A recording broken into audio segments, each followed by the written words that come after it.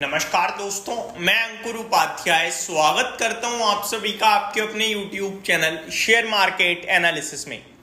दोस्तों, वैसे तो बाजार में सभी गिर रहा है और अगर कुछ पॉजिटिव ढूंढो तो थोड़ी समय में रिकवरी जरूर बनी है निफ्टी में। लेट्स सी ये टिकेगी या नहीं टिकेगी। नीचे से लगभग 30 पॉइंट ऊपर आगे खड़े हुए हैं हम। इनफैक्ट 30 भी नहीं है, केवल 20 पॉइंट ही ऊपर आए हैं। मिड कैप स्मॉल कैप में भी 0.11% की थोड़ी थोड़ी रिकवरी आई है। मार्केट ब्रेथ जो थोड़ी देर पहले 1550 शेयर्स नेगेटिव थे, अभी 1470 शेयर्स नेगेटिव हैं, यानी कि करीब 50 से 70-80 शेयर्स थोड़े हरे निशान में वापस लौटे हैं। लेकिन कुछ स्टॉक्स जिनमें इन्वेस्टर्स की भारी पोजीशन है उनमें बड़ी गिरावट दिख रही है।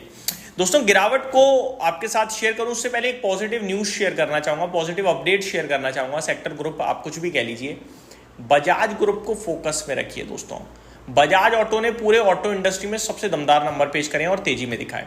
बजाज फिनसर्व शानदार कर रहा है, बजाज फाइनेंस में दम दिख रहा है। और ये हमने सबसे पहले पकड़े थे जब 2 दिन पहले मैंने आपसे क्या कहा था कि ये स्टॉक इस लेवल के ऊपर निकलते ही सब बोलने लगे खरीदो खरीदो। हम पहले ही प्रेम्प्ट कर रहे हैं कि निकल जाएगा और हम सफल हो गए हैं। ये आशीर्वाद है भगवान जी का। मैं आपको बताना चाहूंगा, बजाज होल्डिंग का शेयर 5.5% भाग रहा है। तो बजाज ग्रुप चल रहा है भाई साहब। बजाज ग्रुप पे ध्यान रखिए और यहाँ पे जो स्टॉक्स अच्छे दिख रहे हैं आपको टेक्निकल और फंडामेंटल टाइप पे, उन पे फोकस कर सकते हो आप। आगे बढ़ते हैं। मैं अभी किस किस स्टॉक के बारे में बात कर रहा हूँ। वैसे मैं आपको टॉप लूजर्स बता दूं पहले। JSL है जो 6.5% टूट रहा है, ग्रेन्यूल्स है जो 5% टूट रहा है, इंडस टावर है जो 4.5% टूट रहा है, एस कंस्ट्रक्शन है जो 4% टूट रहा है और डिक्सन टेक में भी गिरावट है। ये दो हैं टॉप लूजर्स। लेकिन मैं टॉप लूजर्स की बात नहीं कर रहा हूं, मैं बात कर रहा हूं उन स्टॉक्स की जिनकी जो पोर्टफोलियो में इन्वेस्टर्स की और गिरावट दिखा रहे हैं। उनमें पहला नाम आता है दोस्तों टाटा मोटर्स का। रीजन पहले बताना चाहूंगा और उसके बाद क्या करना है वो बताऊंगा। रीजन बता दूं टाटा मोटर्स की गिरावट का। दोस्तों, रीजन बहुत ही सिंपल है। ऑटो सेल्स नंबर आए हैं और टाटा मोटर्स के हल्के से वीक साइड पे दिख रहे हैं, जिसकी वजह से आपको एक करेक्शन देखने को मिल रही है। Nothing more than that. For example, अगस्त की ऑटो सेल्स का आंकड़ा जो मैं बताना चाहूंगा। अगस्त टोटल सेल्स यूनिट सुनिए, 74,200 यूनिट्स की सेल का अनुमान था, लेकिन 71,693 यूनिट्स बिकी हैं। यही कारण है जिसकी वजह से आज शेयर आपको 1.5-2% नीचे दिख रहा है। लेकिन आपको टाटा मोटर्स पे बुलिश रहना है, बाय ऑन डिप की स्ट्रेटेजी बनानी है, लॉन्ग टर्म का विजन रखना है, पैसा बनेगा। ये हमने पहले भी कहा था, अब भी कह रहे हैं और आगे भी शायद पॉजिटिव ही रहेंगे जिस हिसाब से कंपनी की अर्निंग्स आ रही हैं। बाकी हर महीने कुछ ना कुछ तो ऊपर नीचे होता ही रहता है, लेकिन टेंशन फ्री होकर बैठिए। टेक्निकल टर्म्स पे स्टिल बहुत ही स्ट्रॉन्ग दिख रहा है स्टॉक। मुझे कोई दिक्कत नहीं दिखती। मुझे नहीं दिखता कि 1000 रुपए के नीचे आसपास में निकलेगा। इनफैक्ट 1020 के पास पहुंचे तो और ऐड करने के मौके ढूंढिएगा। विजन थोड़ा लंबा रखिएगा। दूसरा स्टॉक है दोस्तों CDSL। इसने लाइफ आई जिस दिन लगाया था ना, उस दिन मैंने आपसे कहा था कि बेवजह भाग रहा है, ये बोनस हो गया यार। कॉर्पोरेट एक्शन है, अब तो आपको समझना चाहिए 70 के पीई पे एक डेपोजिटरी का ट्रेड करना बिल्कुल लाजमी नहीं है। आप इससे एग्जिट ले सकते हैं, प्रॉफिट बुक कर सकते हैं। खरीदो तो बिल्कुल भी मत, ये क्रिस्टल क्लियर वर्ड्स में कहा था। एग्जिट लेने के लिए तो नहीं कहा, क्योंकि लॉन्ग टर्म के लिए मेरे को खुद पर्सनली बहुत पसंद है। पार्शियल प्रॉफिट बुक करने के लिए कहा और आपको फ्रेश एंट्री के लिए क्लियर मना किया, क्योंकि जब शेयर भागता है तो लोग खरीदने के बारे में सोचते हैं। तो वहां बोला और एकदम सही बैठे, हम सफल बैठे। 250 रुपए नीचे आ गया LFI से, पता भी नहीं चला। माफ कीजिएगा, 250 एग्जैक्टली देखो तो 240 रुपए है। 250 बोल लो, 240 बोल लो, ऑलमोस्ट सिमिलर बात ही होती है। 10% से ज्यादा नीचे आ गया है, ये बोलना चाहता हूं मैं। तो आपका पैसा तो बचा लिया, 10% ऊपर से नीचे आया, यहां से वापस पहुंचने के लिए 12-13% हो जाएगा। अब समझिए आप ध्यान से चीजों को।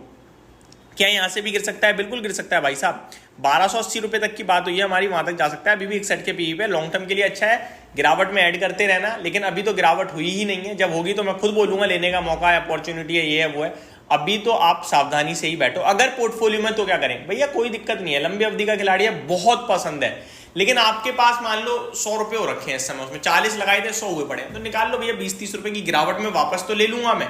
पूरा कभी मत बेचो अच्छे शेयर्स को, 20-30% से ज्यादा बेचना ही नहीं चाहिए अच्छे शेयर को। तो ये हो गया आपके लिए CDSL पर है। अगले स्टॉक की तरफ बढ़ते हैं, इरेडा भैया फंड रेजिंग है। 220 रुपए से 250 हो गया, 280 हो गया। ब्रोकरेज हाउसेस की रिपोर्ट आ गई, 320 जा रहा है। टेक्निकल टर्म्स पे लोग कहने लगे ब्रेकआउट हो गया है, कुछ भी नहीं हुआ। फंड रेज हो गया, खबर के वाले दिन भागा, फंड रेज वाले दिन से लेकर अभी तक कंटिन्यू टूट रहा है। 238 पे आके खड़ा हो गया। अब क्या करें? कुछ नहीं करना है। इसमें एक हाई लग चुके हैं दोस्तों, लगभग 300 रुपए के जुलाई में। उसके बाद से स्टॉक टूट रहा है कंटिन्यू।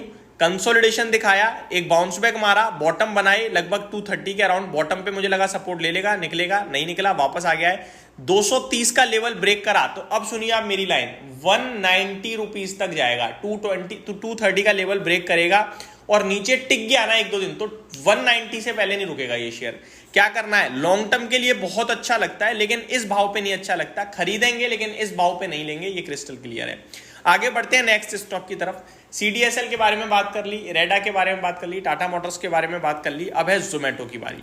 जोमेटो की बात करें तो सब कुछ हो गया, पेटीएम टिकट बिजनेस खरीद लिया, पेटीएम का डील हो गई, टिकट बिजनेस में कुछ नई बाय नाउ और सेल एनी टाइम नई स्कीम निकाल दी, बट शेयर ऊपर जाके नीचे आ रहा है। अब लोगों को वैल्यूएशन समझ में आ रही है कि यार थोड़े स्ट्रेच हो रहे हैं, टेक्निकल टर्म्स पे स्टिल स्ट्रॉन्ग है, मेरे को लगता है 230 तक नीचे आ सकता है एंड उसके बाद वापस से ऊपर जाने की संभावना बनेगी क्योंकि सपोर्ट है। तो अभी इसको भी थोड़ा सा मैं ये कहूँगा, फ्रेश लेने जा रहे हो तो ये मत सोचना गिरावट में मिल रहा है, अभी मत लेना। 230 तक तो मेरे को दिखता है टेक्निकली नीचे आएगा, उसके बाद हम रिव्यू करेंगे कि अब लेना चाहिए या थोड़ा और वेट करें। ये मेरी तरफ से आपके लिए जोमेटो पे राय। तो ये कुछ स्टॉक्स हैं दोस्तों जो थोड़ा सा वीक दिख रहे हैं, प्रॉब्लम क्रिएट करते हुए दिख रहे हैं, जिनके बारे में मैंने आप सभी के साथ बात करी। होप आप लोगों को सारी जानकारी समझ में आई होगी, वीडियो पसंद आई होगी। Thank you so much for watching this video, have a great day guys.